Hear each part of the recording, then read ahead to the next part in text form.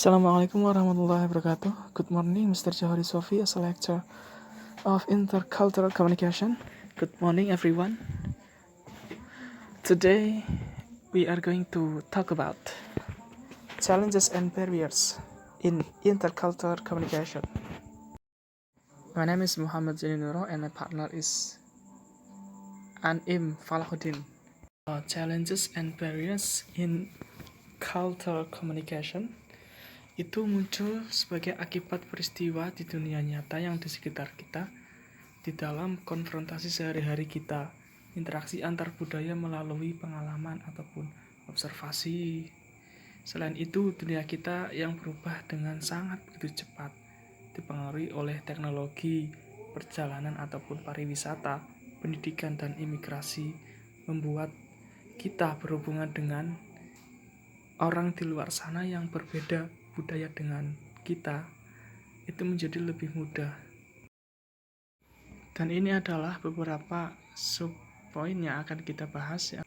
Langsung saja kita masuk ke slide yang pertama, pembahasan yang pertama, yaitu role of surface culture and deep culture. Saya memperagakan materi ini dengan gunung es ya, yang bagaimana permukaan dari gunung es itu bisa terlihat oleh mata kita, sedangkan yang permukaan yang bagian di bawah air itu cenderung nggak terlihat oleh orang. Artinya gini, bayangkan permukaan gunung es itu sebagai face culture, dan yang di bawah permukaan air itu deep culture, yang artinya face culture cenderung lebih mudah terlihat oleh orang, sedangkan yang deep culture itu kita perlu memahami untuk kita perlu penelitian yang lebih lanjut untuk memperoleh deep culture. Dan untuk memahami budaya yang lebih dalam dari suatu negara dapat menjadi tantangan untuk beradaptasi tergantung pada konteks budaya atau lingkungan. Intinya seperti itu, yang face culture itu cenderung lebih mudah terlihat, sedangkan yang deep culture cenderung lebih sulit dilihat, atau kita harus perlu melakukan penelitian yang lebih dalam untuk memahami budaya yang lebih mendalam lagi.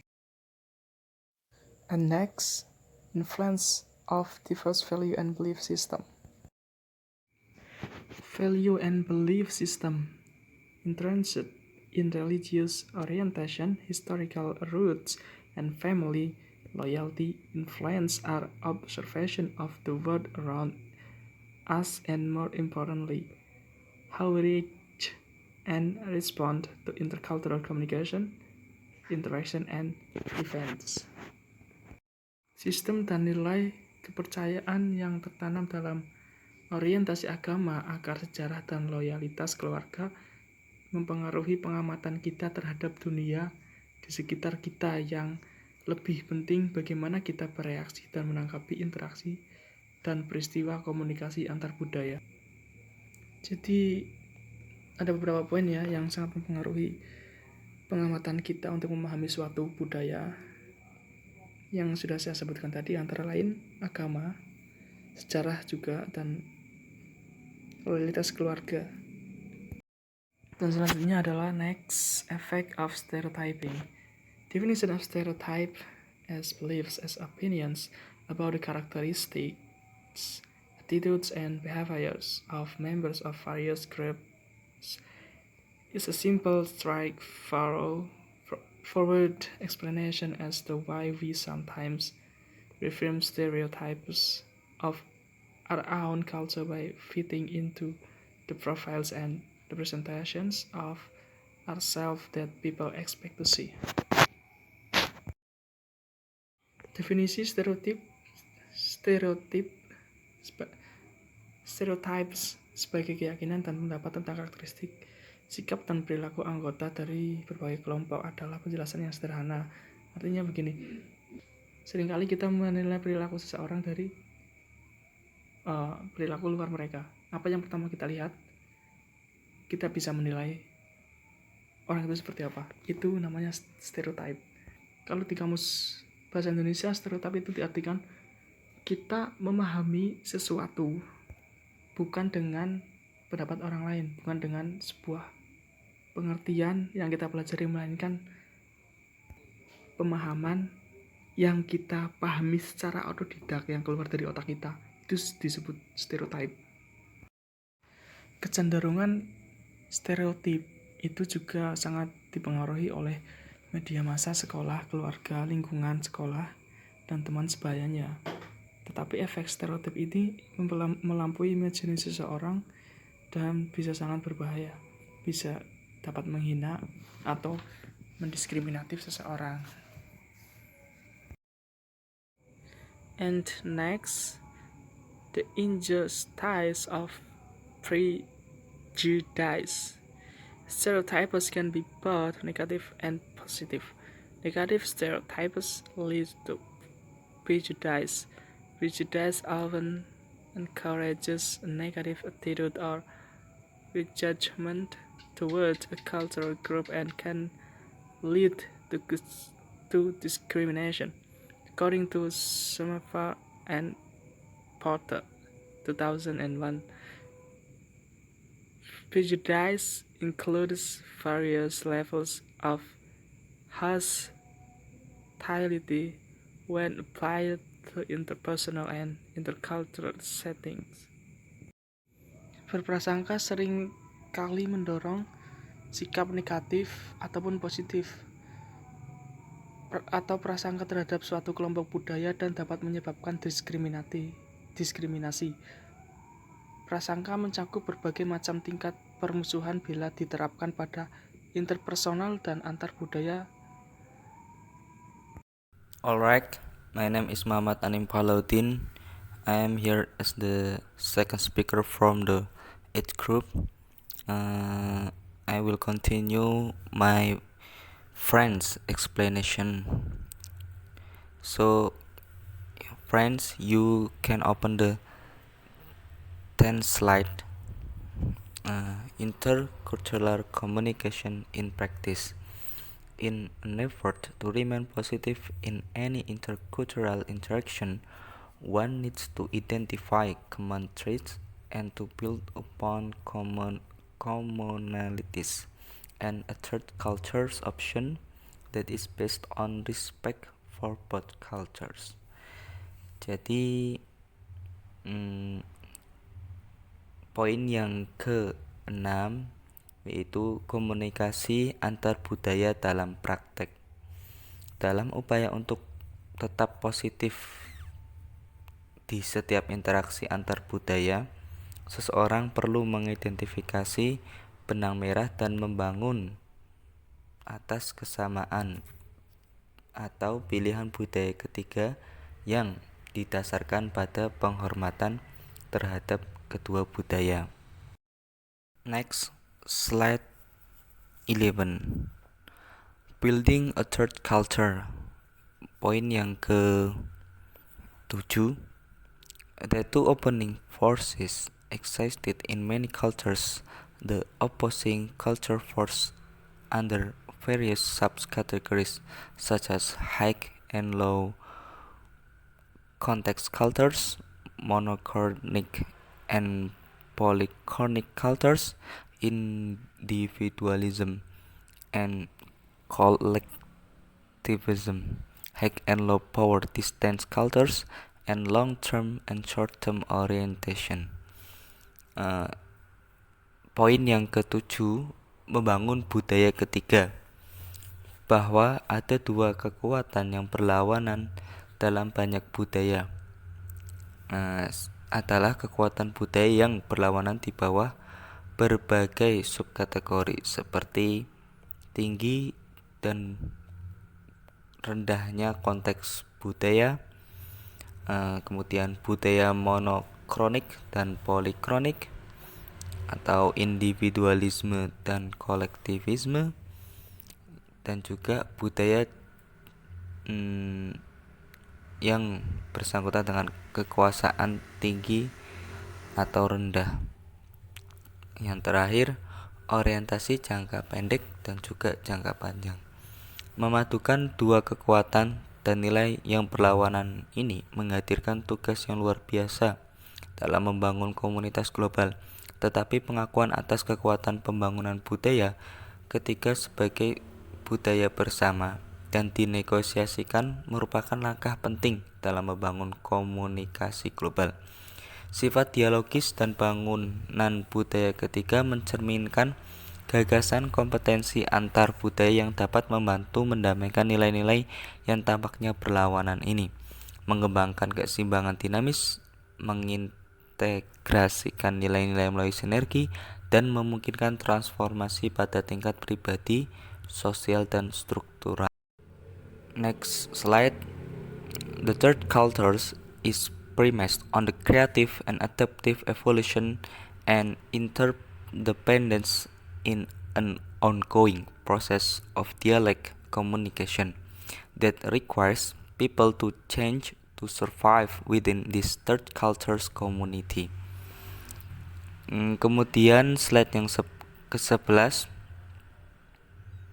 budaya ketiga didasarkan pada evolusi kreatif dan adaptif dan saling ketergantungan dalam proses komunikasi dialogis yang berkelanjutan yang menuntut orang untuk berubah untuk bertahan hidup dalam komunitas budaya ketiga ini. Budaya ketiga menekankan pada berbagi, kesamaan, interaksi timbal balik, kesetaraan, kepercayaan, dan rasa hormat, tetapi pada saat yang sama terbuka untuk keberagaman.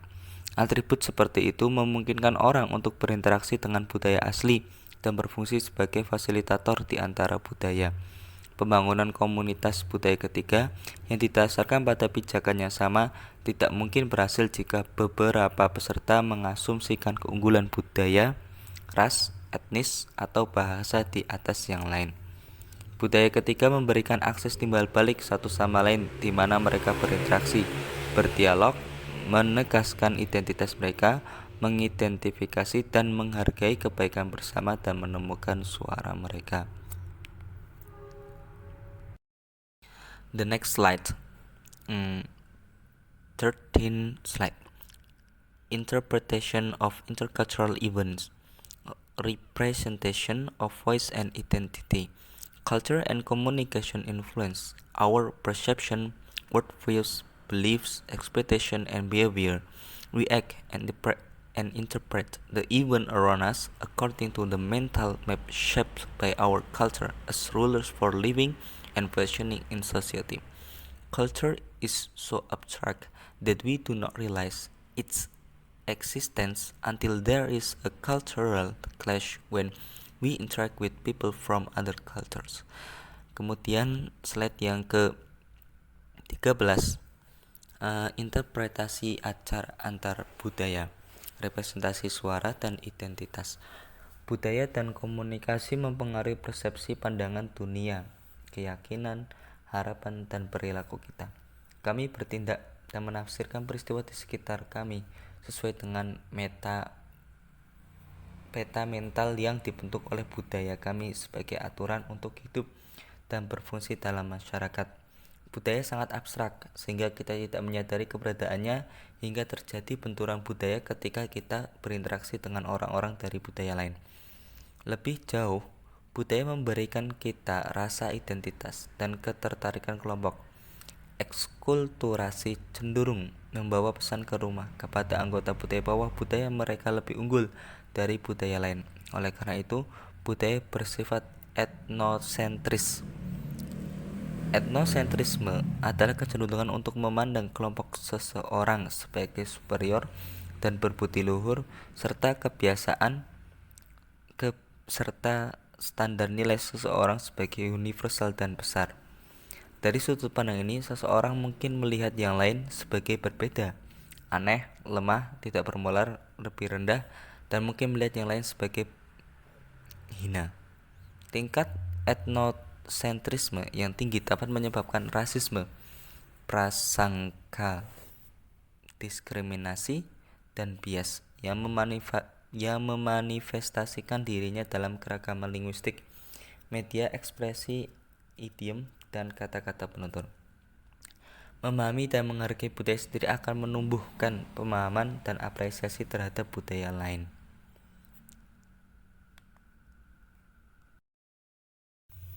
The 14th slide, understanding and appreciation of own and other culture. That in the process of creating a new cultural pattern, which combines elements of each of the participants' original culture in creative ways, one has to have the ability to appreciate and accommodate cultural differences and integrate them into one's own cognitive mental complexity and framework of thinking and behavior. Third culture building. Third culture building is unlikely without awareness of one's own culture and the cultures of others. Third culture building therefore emphasizes the development of an attitude to understand and appreciate our own and other cultures. Slide yang ke-14, pengertian dan apresiasi kebudayaan sendiri dan lainnya. Bahwa dalam proses menciptakan pola budaya baru yang menggabungkan unsur-unsur budaya asli masing-masing peserta dengan cara yang kreatif, seseorang harus memiliki kemampuan untuk mengapresiasi dan mengakomodasi perbedaan budaya dan mengintegrasikannya ke dalamnya. Kompleksitas mental kognitif sendiri dan kerangka berpikir dan berperilaku. Pembangunan budaya ketiga tidak mungkin terjadi tanpa kesadaran akan budaya sendiri dan budaya orang lain. Pembangunan budaya ketiga menekankan pada pengembangan sikap untuk memahami dan menghargai budaya kita sendiri dan budaya lain. Slide. Kudikun propose 7 principles for us to follow it. We are to understand and appreciate different cultures and to build a third culture community that satisfies the needs and desires of all people involved. Slide yang ke-15.